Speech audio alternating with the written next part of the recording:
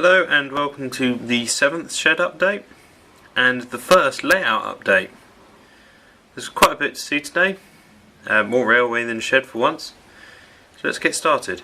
First things first, get the boring stuff out of the way. The two cupboards have now got flooring in them. Again, they haven't got shelves for the reasons which I explained in the last video, and I put a top to it so I can start constructing the fiddle yard, as you can see. So that's all done now. As you can see, I've started digging the trench for the cable. The cable is wired up now into the consumer unit inside the garage for permanent electricity, but I'm required to bury it, so as you can see I've started burying it in this trench here. I'm putting it in piping as well, so if I do desire to put something else through it eventually, I don't have to dig it up again. I can just push it through the pipe. Now if we get on to the bit more interesting layout stuff. I made a decision while I was in Swanage on holiday, because I saw some Peco concrete sleeper track, and I made a decision that I was actually going to change all the track I'd laid into concrete sleeper.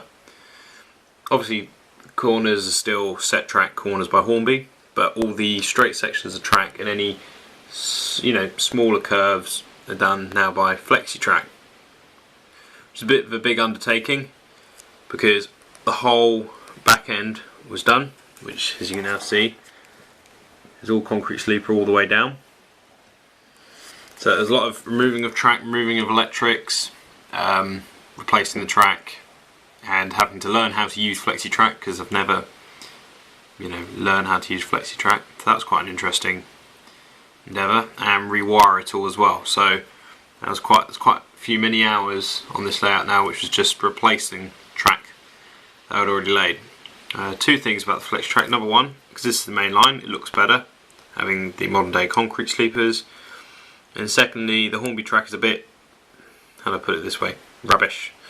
Weathers too quickly, etc, etc, compared to this Peco track, which seems to weather and doesn't weather at all basically. So it means it just keeps on working, keeps on running without any cleaning. I haven't actually cleaned this yet and everything still runs perfectly on it, so I'm very pleased with it.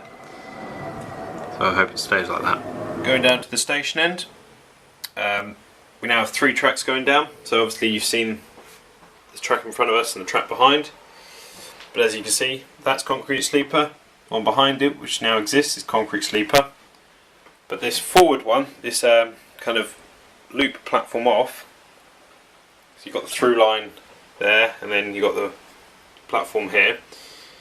Well, I took this from Surbiton Station. Many years ago they had concrete sleeper on all the running through lines, but the side loop station was still wooden sleeper because of slower speeds and things.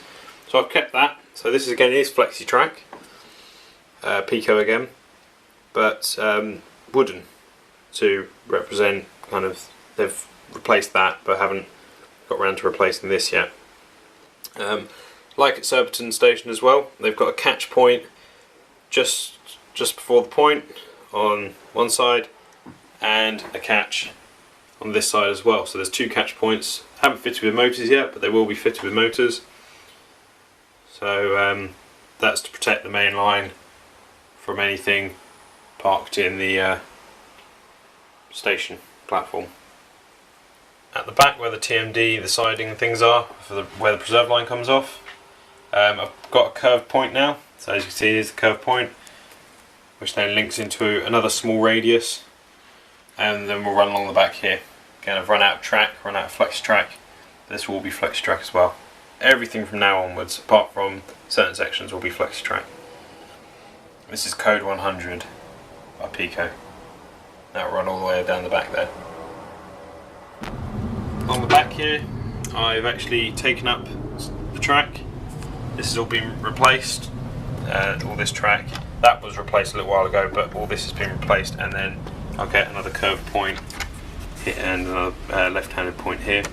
That was just because again it was Hornby stuff, and Hornby stuff, as I said, is rubbish. This is a Peco one and works so much better, so I'm now replacing it all with Peco track. because if you can spend the money, buy Picotrack, not Hornby, because Hornby is a rip-off for what you get. So I do recommend Picotrack.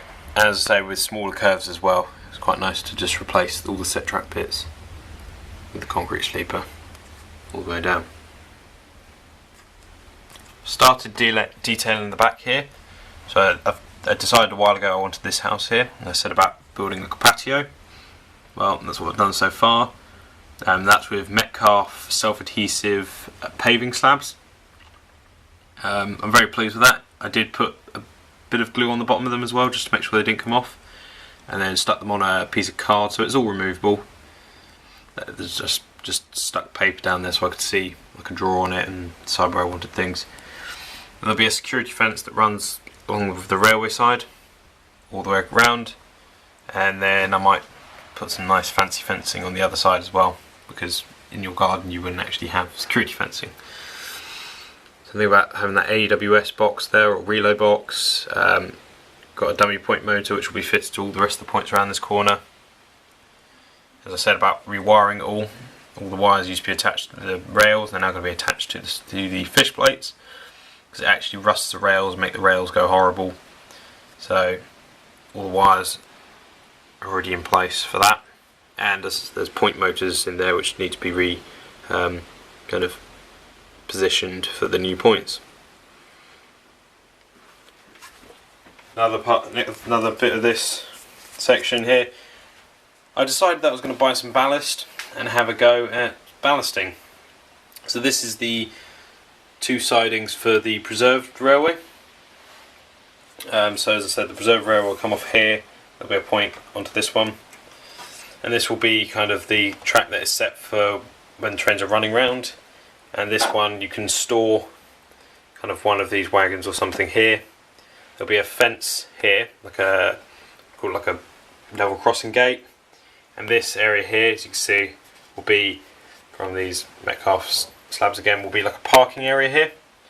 But I'm trying to model it on a bit like the Watercress line at I think it's Alresford station. They have a area where they can actually put an engine or a coach or something, which is in the parking area, and that's what I'm going to try and model here, so that all this will be kind of sunk rails, so you won't be able to see the sleepers or anything. That's what I've gone for modelling here. And this gate here will be movable, so I've attached a wire to it already, and that will go through the baseboard and have a servo on it, so it will be DCC controlled, so it can open and close digitally from the computer. So I'm pleased with that, and I'm pleased with the ballasting as well. I love this ballast as well. This is what's it called? I think it's a Woodland Scenics medium grey. It's the same stuff Everard Junction uses. It's perfect. It looks really realistic. It's got the different shades for the different kind of realistic ballast, and will be great to weather when I get around to doing it. And this was all set track as well around here, and I changed it to flexi track, and it means I got a nicer curve at the back here for these two wagons at the moment, and I got a nice long curve going all the way around, all the way to here. So got more distance out of my track, etc., and with set track. So I'm very pleased with that. This area will have the dining coach, or not dining coach, like buffet coach, a bit like the Swanage Railway at Norden. So that will go here somewhere, and haven't decided yet, so that's all blank at the moment. And there'll be a path and things that come around here, etc., etc. That's what I've done over here at the moment. I'm pleased with what I've done. I'm really enjoying doing it, but again, it's money and things, so I can't afford to keep buying stuff. But I'm enjoying it nonetheless.